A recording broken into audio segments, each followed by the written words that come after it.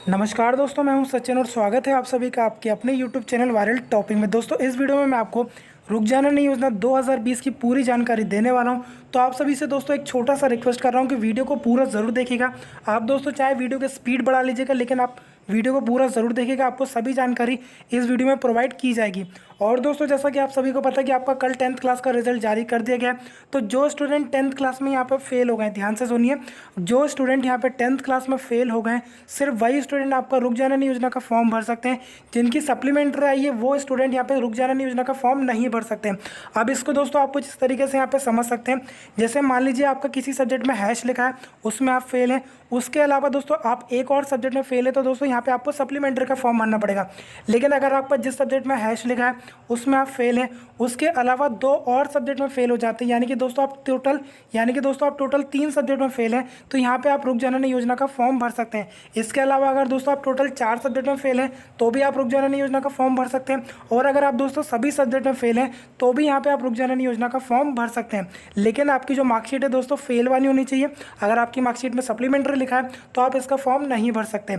अब दोस्तों पहले यहाँ पे मैं आपको बता देता हूँ कि रुक जाना नहीं योजना आखिर होती क्या है। तो दोस्तों ये जो योजना है आपकी MP ओपन बोर्ड द्वारा 2016 से चालू की गई थी, और दोस्तों इसको लगभग 4 साल हो चुके हैं। और 2017 से लगातार दोस्तों इसके ऊपर मैं वीडियो बना रहा हूँ। आप हमारे चैनल पर देखेंगे तो आपको बहुत सारी रुक जाना नहीं योजना से रिलेटेड वीडियो मिलेगी, क्योंकि दोस्तों लगभग 3 साल से मैं इस टॉपिक के ऊपर वीडियो बनाता हूँ। तो यहाँ पे दोस्तों आपको सभी सही जानकारी प्रोवाइड की जाएगी, किसी प्रकार की कोई आपको गलत जानकारी प्रोवाइड नहीं की जाएगी हमारे चैनल के द्वारा। तो चलिए दोस्तों शुरू करते हैं। तो दोस्तों यहाँ पे सबसे बड़ा जो डाउट है जो कि बहुत सारे स्टूडेंट को आता है कि हमें यहाँ पे कितने सब्जेक्ट का फॉर्म भरना पड़ता है। तो दोस्तों यहाँ पे क्लियर सी बात है, आप जितने सब्जेक्ट में यहाँ पे फेल हैं आपको सभी सब्जेक्ट का यहाँ पे फॉर्म भरना पड़ता है। जिस विषय में आपका हैश लिखा है दोस्तों उस विषय का भी आपको फॉर्म भरना पड़ेगा। और दोस्तों जो आपका पेपर होगा, जितने विषय का आपने फॉर्म भरा उतने ही सब्जेक्ट का यहाँ पे आपको पेपर देना पड़ेगा और एग्जाम होगा। और एग्जाम देने के बाद दोस्तों अगर आपका रिजल्ट पास आता है, यानी कि आप सभी विषय में दोस्तों यहाँ पे पास हो जाते हैं, तो दोस्तों आपको पास की मार्कशीट मिल जाएगी और आपको इसी साल यहाँ पे 11th क्लास में एडमिशन मिल जाएगा। तो दोस्तों ये जो योजना है सभी के लिए गोल्डन चांस होती है, ऐसे स्टूडेंट के लिए जो स्पेशली यहाँ पे फेल हो जाते हैं। बाकी जिनकी सप्लीमेंट्री आती है तो वो तो सप्लीमेंट्री से पास हो सकते हैं, लेकिन जो फेल हो जाते हैं उनका दोस्तों एक साल यहाँ पे किसी तरीके से बचाया जा सके, इसलिए MP गवर्नमेंट ने इस योजना को 2016 में चालू किया गया था। बहुत सारे स्टूडेंट ऐसे भी जिनको ये डाउट है कि क्या 2020 में इसके फॉर्म भराएंगे या फिर नहीं भराएंगे।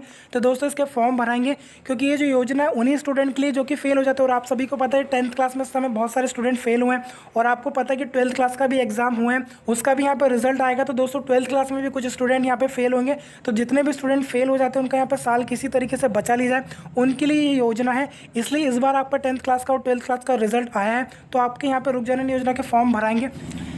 इसके ऊपर दोस्तों जो MP ओपन बोर्ड के डायरेक्टर है उनके द्वारा एक न्यूज़ आर्टिकल भी आया था। तो उसको मैं आपका जो हमारा टेलीग्राम ग्रुप है, आप टेलीग्राम पे सर्च करिएगा VT डॉक्यूमेंट, दोस्तों वहाँ पे मैं ये न्यूज़ डाल दूंगा, तो वहाँ से आप उसको पूरा डिटेल में पढ़ लीजिएगा।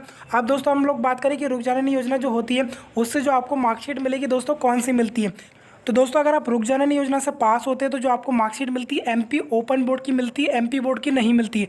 अभी जो आपका रिजल्ट आया MP बोर्ड का आया है, लेकिन अगर आप रुक जाना नहीं योजना से पास होंगे तो आपको जो मार्कशीट मिलेगी दोस्तों MP ओपन बोर्ड की मिलेगी, वो MP बोर्ड की नहीं होती है। और दोस्तों जो MP ओपन बोर्ड की मार्कशीट होती है ये सभी जगह वैलिड होती है। आप किसी भी गवर्नमेंट एग्जाम का फॉर्म भरेंगे, या फिर दोस्तों अगर आप 11th क्लास में भी एडमिशन लेंगे, या फिर अगर आप 12th के बाद कॉलेज में भी एडमिशन लेंगे, तो सभी जगह इस मार्कशीट की वैधता होती है, सभी जगह वैलिड होती है। तो दोस्तों इस बात को आपको किसी प्रकार का कोई टेंशन नहीं लेना चाहिए कि इसकी मार्कशीट वैलिड रहेगी या नहीं रहेगी। बस फ़र्क इतना रहेगा कि जो मार्कशीट रहेगी ओपन बोर्ड की रहेगी। अब बात करें दोस्तों जो इसके एग्ज़ाम होते हैं कब होते हैं, तो दोस्तों इसका एक प्लस पॉइंट ये है कि जो आपके सप्लीमेंट्री के एग्ज़ाम होते हैं उससे पहले आपके रुक जाना नहीं योजना के एग्ज़ाम हो जाते हैं, और जो आपका सप्लीमेंट्री का रिजल्ट आता है उससे पहले आपका रुक जाना नहीं योजना का रिजल्ट आ जाता है। तो जो भी स्टूडेंट फेल हो जाते हैं उनके लिए एक बहुत बड़ा गोल्डन अपॉर्चुनिटी है कि आप अपने समय का सही उपयोग करें। और दोस्तों जो आपको टाइम मिला उसमें आप अच्छे से पढ़ाई कर लीजिए, ताकि यहाँ पर आपका टाइम बच जाए और जो आपका एक साल है बर्बाद होने से बच जाए। जैसे आपको फर्स्ट टाइम में जो रिजल्ट आएगा उससे दोस्तों यहाँ पर आपको 11th क्लास में एडमिशन मिल जाएगा।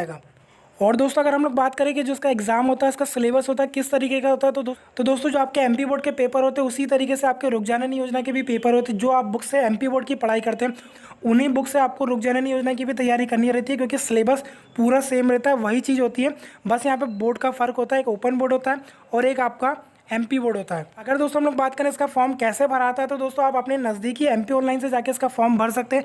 जैसे इसके यहाँ पे फॉर्म भरना शुरू होंगे, हम अपने चैनल के माध्यम से इसकी जानकारी आपको प्रोवाइड करा देंगे। तो दोस्तों आप सभी से एक छोटा सा रिक्वेस्ट है कि चैनल को सब्सक्राइब जरूर कर दीजिएगा, साथ में बेल के आइकन को जरूर दबाइएगा, ताकि दोस्तों जैसे किसी प्रकार की कोई ऑफिशियल अपडेट आती है हम तुरंत आपको इसकी जानकारी देंगे। अब दोस्तों अगर हम लोग बात करें कि यहाँ पे कितनी फीस लगती है, तो यहाँ पे आप देख सकते हैं, चाहे तो दोस्तों यहाँ से आप इसका स्क्रीनशॉट ले लीजिएगा। अगर हम लोग बात करें यहाँ पे, क्योंकि अभी आपको पता है कि 10th क्लास का रिजल्ट आया है, तो अगर आपको दोस्तों 10th क्लास में एक सब्जेक्ट का फॉर्म भरना तो 605 रुपये लेता है। लेकिन दोस्तों जैसा कि आप सभी को पता है कि आपको कंपलसरी यहाँ पे 3 सब्जेक्ट तो भरने पड़ेंगे, क्योंकि अगर आपके 3 सब्जेक्ट में फेल हैं तभी दोस्तों यहाँ पे आप फेल माने जाओगे, नहीं तो आपको सप्लीमेंट्री का फॉर्म भरना पड़ेगा। तो यहाँ पे आप देख सकते हैं 3 विषय की जो फीस है 1500 रुपये है। वहीं अगर आपके पास BPL कार्ड है, या फिर अगर आप ST SC के हों, या फिर अगर आप फीमेल कैटेगरी में आते हो, या फिर अगर आप दोस्तों 40% से ज़्यादा हैंडीकैप हैं, तो यहाँ पे आपकी जो फीस लगेगी 3 सब्जेक्ट की वो लगेगी आपकी 1010 रुपये। अगर आपको 4 सब्जेक्ट का फॉर्म भरना है तो यहाँ पे दोस्तों जो फीस लगेगी आपकी 1760 रुपये लगेगी। वहीं अगर आपके पास BPL कार्ड है तो दोस्तों यहाँ पे आपकी 1160 रुपये लगेगी। और अगर आपको 5 विषय का फॉर्म भरना है तो जो इसकी फीस रहेगी दोस्तों 2010 रुपये रहेगी। वहीं BPL कार्ड वाले स्टूडेंट के लिए 1310 रुपये यहाँ पे फीस लगती है। अब दोस्तों सबसे बड़ा जो डाउट है, बहुत सारे स्टूडेंट को यही डाउट है कि इसके पेपर कब तक हो पाएंगे। तो दोस्तों जैसा कि मैंने आपको बताया कि इसके जो एग्जाम होते हैं सप्लीमेंट्री के एग्जाम से पहले हो जाते हैं। अगर आप पिछले 3 साल का रिकॉर्ड देखेंगे तो जो सप्लीमेंट्री का एग्जाम होता है वो जुलाई के पहले वीक में स्टार्ट होता था, तो उससे पहले ही आपकी रुक जाना नहीं योजना के पेपर हो जाते थे। लेकिन इस बार आप सभी को पता है कि सारी चीज़ें कोरोना वायरस के कारण यहाँ पर डिले हो गई हैं, तो जो इसके एग्जाम है दोस्तों वो भी थोड़ा डिले हो जाएंगे। अगर मैं बात करूँ इसके फॉर्म भरना, तो दोस्तों लगभग 1 हफ्ते के बाद आपके इसके फॉर्म भरना शुरू हो सकते हैं। अब दोस्तों अगर हम लोग बात करें कि इसका एग्जाम कब होंगे, तो लगभग यहाँ पे 15 से 20 दिन तो इसके फॉर्म भरेंगे। अगर इसके फॉर्म दोस्तों 1 हफ्ते के अंदर शुरू हो जाते हैं भरना, तो जो आपका एग्जाम है दोस्तों 15 अगस्त के आसपास इसका एग्जाम होना स्टार्ट हो जाएंगे। और ये दोस्तों ये जो एग्जाम है डिपेंड करेगा आपके कोरोना की कंडीशंस के ऊपर और MP गवर्नमेंट के ऊपर कि उनको एग्जाम कब कराना है। यहाँ पे जैसे कंडीशंस नॉर्मल हो जाएंगी या फिर दोस्तों अगर गवर्नमेंट को लगता है कि यहाँ पे एग्जाम करा सकते हैं तो आपके एग्जाम कराए जाएंगे। लेकिन दोस्तों आपको सिर्फ और सिर्फ पढ़ाई पे फोकस करना है, क्योंकि एग्जाम तो होंगे, भले ही थोड़ा लेट होगा लेकिन आपके यहाँ पे एग्जाम कराए जाएंगे। आपके सप्लीमेंट्री के भी एग्जाम होने और इसके भी एग्जाम होने हैं, तो आप ये मान के चलिए कि दोस्तों आपको एग्जाम होना है।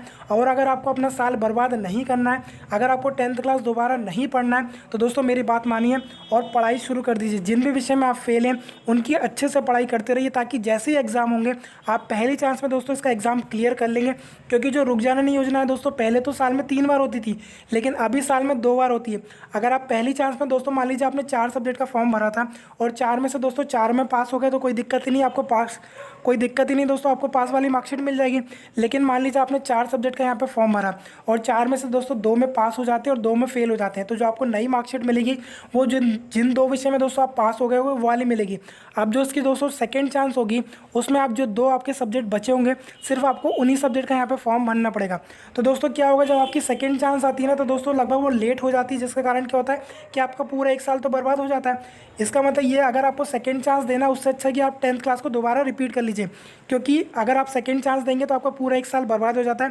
क्योंकि दोस्तों जो सेकेंड चांस होती है लगभग दिसंबर जनवरी तक खिंच जाती है, इसलिए उसका यहाँ पे कोई सेंस नहीं रहता है। इसलिए मेरा आपसे निवेदन है कि आप जिन भी विषय में यहाँ पे फेल हुए हैं उसकी अच्छे से तैयारी करते रहिए, ताकि जैसे इसके पहली चांस के एग्जाम होंगे आप यहाँ पे क्लियर कर लेंगे और आपको 11th क्लास में एडमिशन मिल जाएगा। क्योंकि मैंने आपको पहले भी बताया इसका जो रिजल्ट है आपका सप्लीमेंट्री एग्जाम से पहले आ जाता है।